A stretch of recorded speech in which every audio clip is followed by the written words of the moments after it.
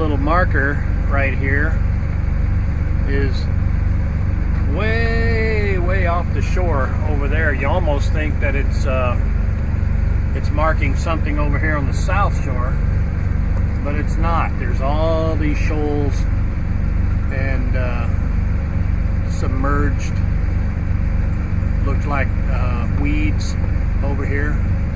So you really have to avoid this area. So it's good they got this big marker. But if you don't know what the marker's for, you might not know if it's to go to the right or to the left. But then we're going to be entering into Agate Passage, and you can see right up there the bridge will be going under. And then the fun begins.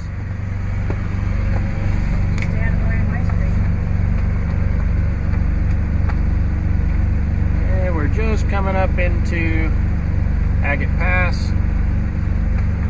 See the other marker buoy up there off the port.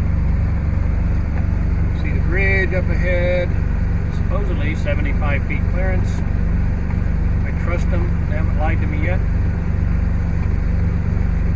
Better change a lot between now and then.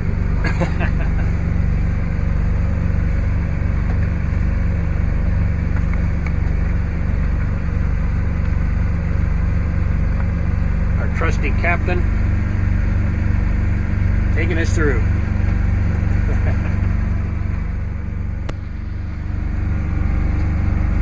Tell on my phone the tide is now rising at 0.67 feet per hour. One of our goals was to get here just before slack tide. The wind may be a bigger impact than the tide. Yeah, maybe over here 70 feet.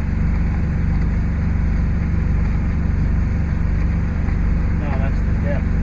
The height from the bridge is 75 feet, not the depth of the water. We only got about 31, 32, 33. Yeah, that's at low tide too. This is high tide, so we got another 10 feet or whatever it is. Is that the current swirling you around? Is that what that is? Yeah.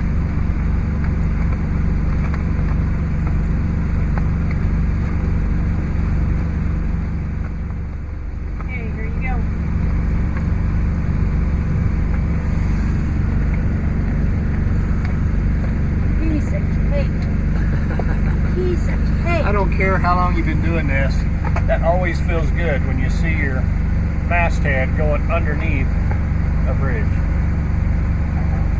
A bridge. Any bridge. It always is deceptive. Good job, Captain Judy. Thank you. It's really narrow in some of these spots. There's weeds and shoals and all kinds of stuff and rocks in the way, and it's pretty narrow. In some places it's like 200 yards. So you share that like sharing bicycles on the highway. Bicycle lanes? Bicycle lane.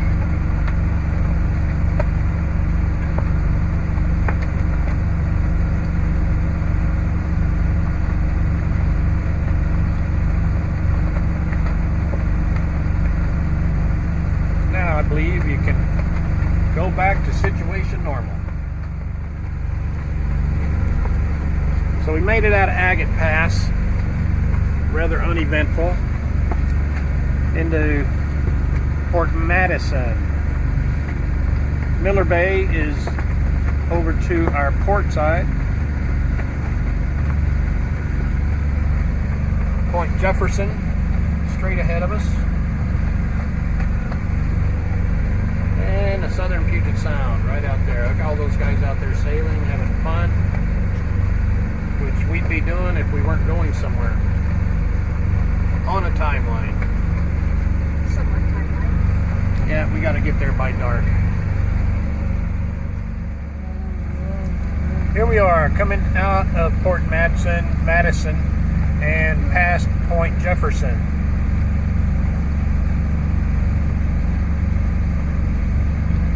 Going out into the southern Puget Sound. So there are not as many. Of course, it is Tuesday. I guess, you know, most people are working today. There's a few out. There's a little, one of those trimarans. I forget the name of it. Trimaran. Oh, sorry. They have a name for those. They're just freaking faster than all get out. And I guarantee you they're having a blast. Ship coming. And here comes, look, our Navy at work. Yep. Coming around the bend. Absolutely.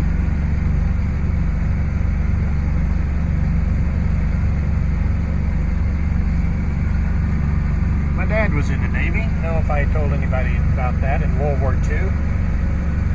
Got drafted. Well, didn't get drafted. He joined the Navy, and all of his brothers, my mother's brothers, all went into the armed forces in World War II.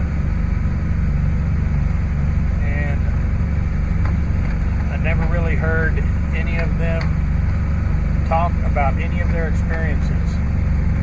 And I know they were pretty rough. All to themselves. They did, kept it all to themselves.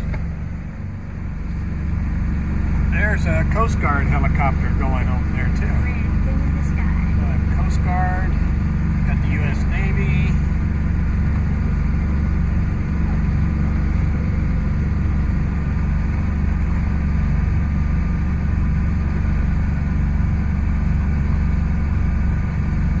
Our volunteer service men and women at work.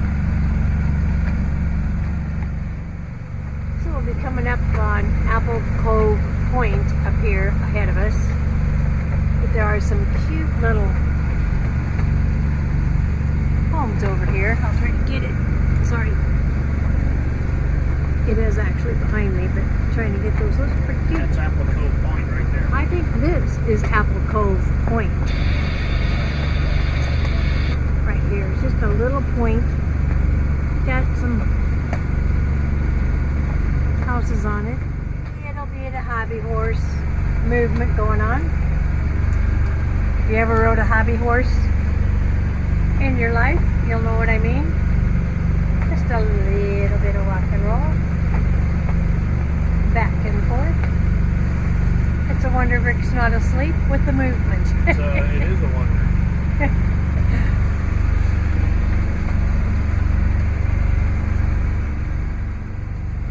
Well, according to the chart plotter, we are going to be headed up here to this little cone-shaped things in the horizon here. It's called Point No Point, which I can see why. Then we'll hang a Louie and head in some more. We only have 18 nautical miles to go, but that's going to take us another 3 hours, 3 to 4 hours. 3 hours if we can continue our 6.5 knots, 6.4, 6.5.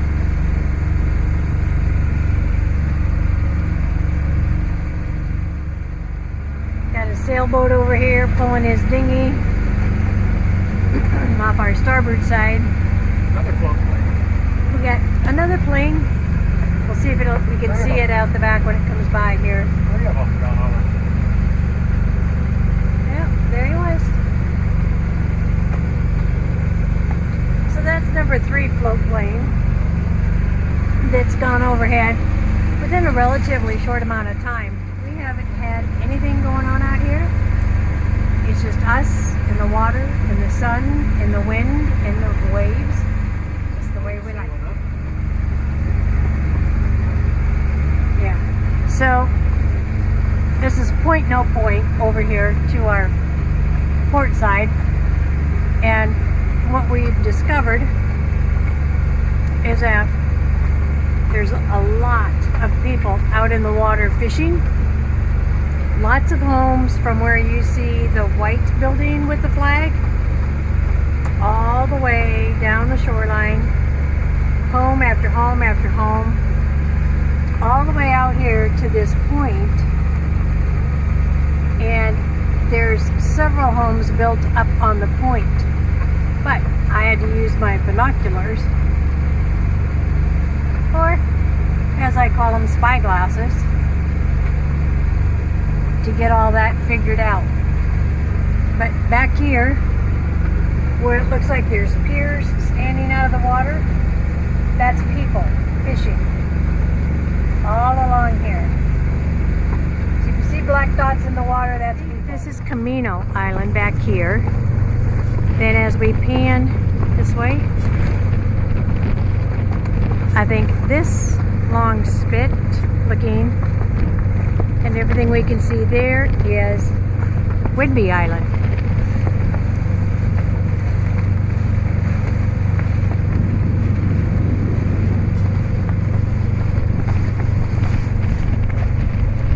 So that's no point back there. More and more and more houses.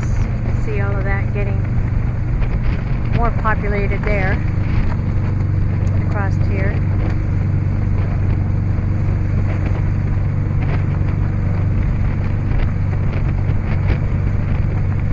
So the horizon's pretty cool with the mountains that you can see in the horizon.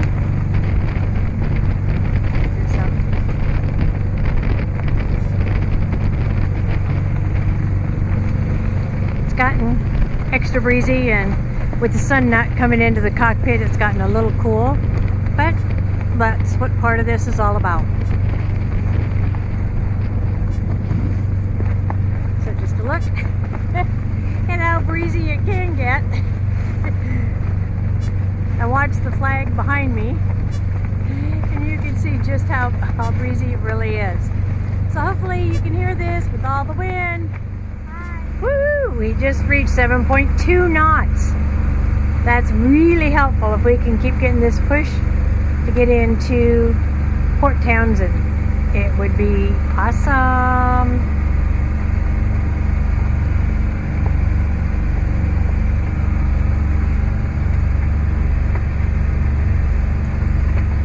We just passed Skunk Bay back here. Someplace we probably don't want to even think about stopping. I think it was founded with that name in mind of a peasant animal. Yes. Right? I think so. Right, we're coming up on Oak Bay, the Admiralty Inlet, and we're gonna go up here and go under that bridge. Head for the center of it, and that'll take us through the little canal, which is the shortcut up to Port Townsend.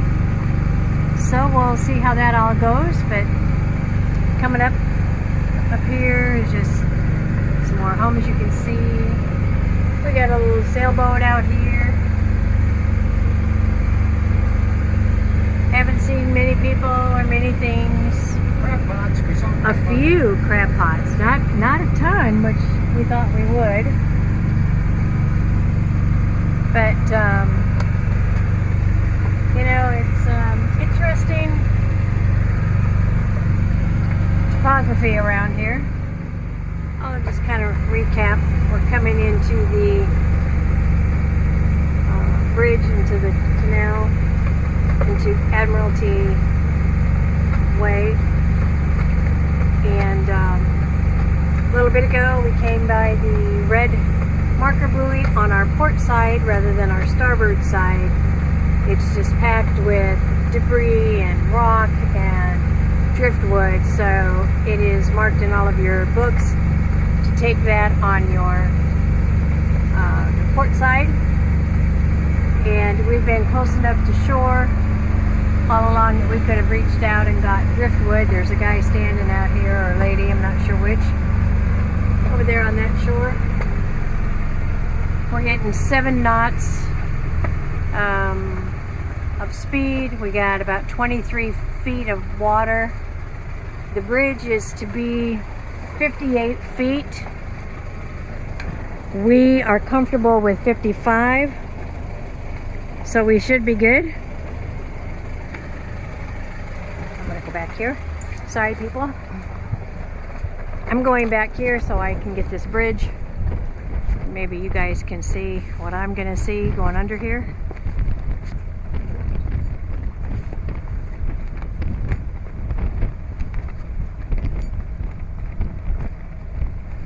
So there's the top of our mast. The bridge is approaching. There's your bridge.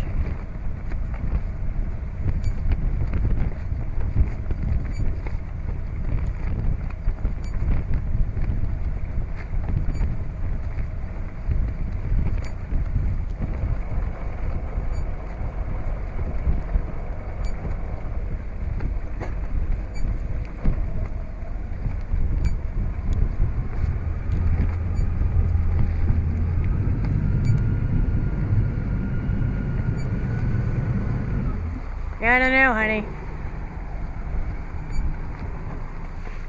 I don't know.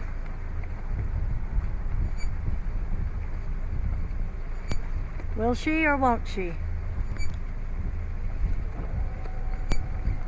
And I think she will. Yep. You're good on this side.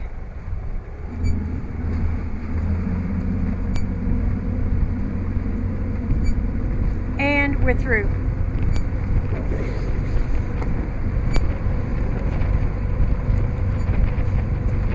There's our bridge.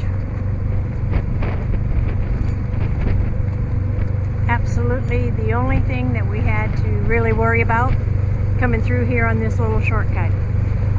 So now the captain can rest a little easier. Oh yeah. As well as me. Because that looks really close.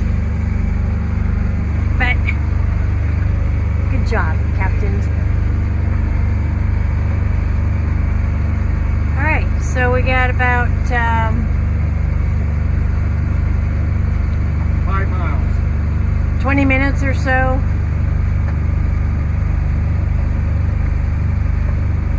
Nautical miles anyway. That saved us about an hour. We got about 5 minutes or so. So that coming through that canal and under that bridge saved us about how long? About an hour. About an hour?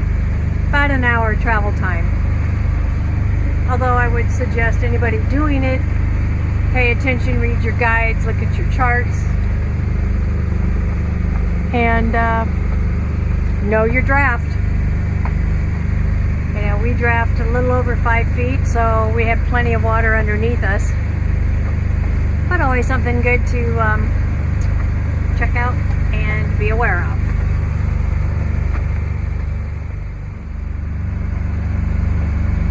Got a big old ship up here.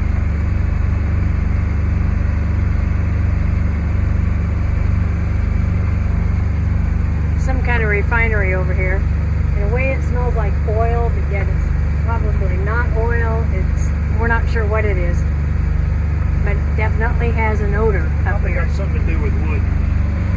It could be, yeah, it doesn't smell like a pulp mill, but you got something out there in the water too, like some kind of a barge moored out there. Yeah. They got a big dock here, but I surely don't know what they do here. They may load things on a barge. I don't know. But let's look at where we're at. We have 3.91 nautical miles to go to Port Townsend. So we ought to be there in less than an hour. 45 minutes to maybe an hour max. We'll see how that goes. Approximately 0.42 hundredths of a mile. Something like that. A little over half a mile. We got to make a turn up here. Then we'll find out where we're gonna dock. Not dock, sorry. We are not docking. We're gonna be dropping anchor. Need to put out a 5-to-1 scope up here, just because things get a little rolly at night.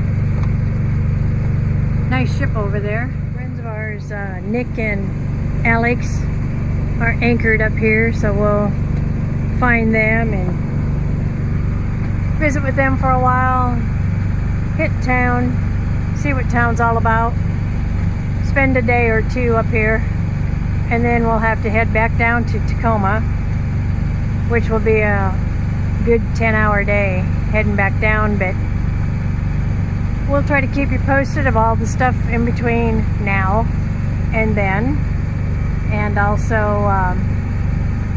after we've gotten anchored out. Can't video and anchor at the same time. I could if I put it on my what do you call that? Life vest? No. This. My binnacle. I'll get it. You know, this thing, which has my GoPro mount. So I put it on there that I could video that, but because Rick will be out front manning the anchor and I will be in here manning the controls and then getting that anchor set. Don't have to really watch it. It's kind of uneventful unless Rick would happen to fall overboard, and then it could be very eventful. Getting closer. We have a ferry coming in over here we have to watch. This ferry doesn't appear to move at all, so we should be good with that. There is tons of kelp in the water. Really a lot. Look at that whole string of it right there. Yeah. That's a huge string of kelp right there. Anyway, several boats in here. And just wanted to give you a little look-see, and we'll give you more in a minute. You're better at that than I am. Are we recording this? Yeah. Yes. Okay. Hope you don't mind. No, This is nice back in the history, good old yeah. days, of course, you had Seattle was just getting going, and you had the gold rush and ships going out. And Seattle is kind of interesting because compared to other ports in the world, it's deep water. If you go to England, say, and you go to Liverpool, you will see buoys out before you see land.